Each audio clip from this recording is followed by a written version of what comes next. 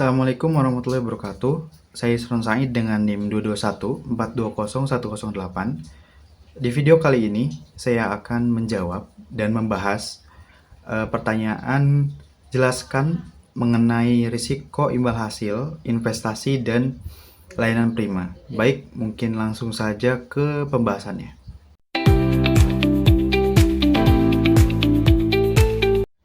Oke, baik. Pembahasan yang pertama yaitu risiko imbal hasil atau return risk.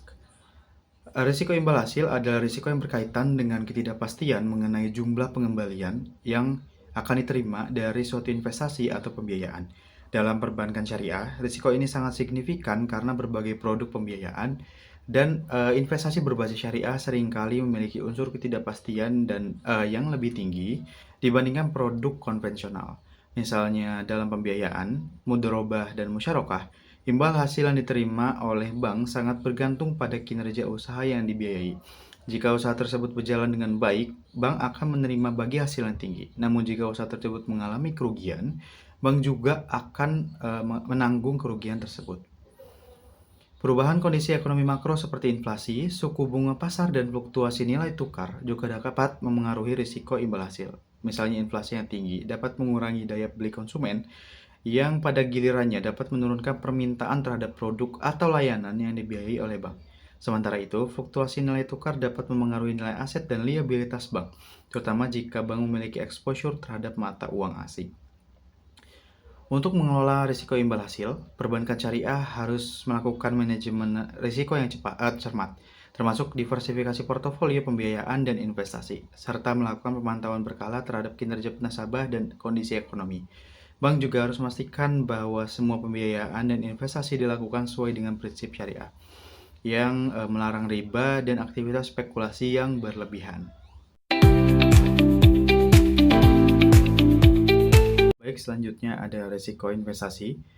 Risiko investasi adalah risiko yang terkait dengan kemungkinan kerugian yang timbul dari penempatan dana dalam berbagai aset atau proyek investasi.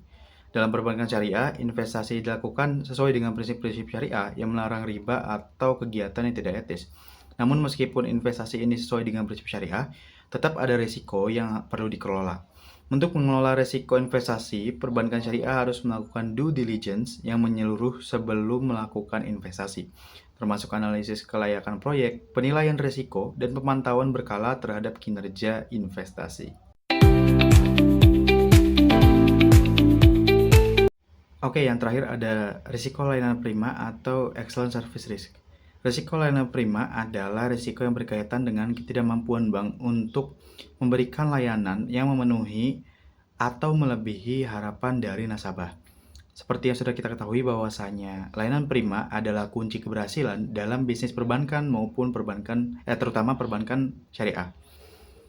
Dengan bank itu memberikan layanan prima, itu artinya bank memastikan bahwa setiap transaksi atau interaksi antara bank dengan nasabah dapat memberikan kesan positif dan memenuhi kebutuhan bagi nasabah. Baik, mungkin itu saja yang dapat saya sampaikan. Kurang lebihnya mohon maaf. Wassalamualaikum warahmatullahi wabarakatuh.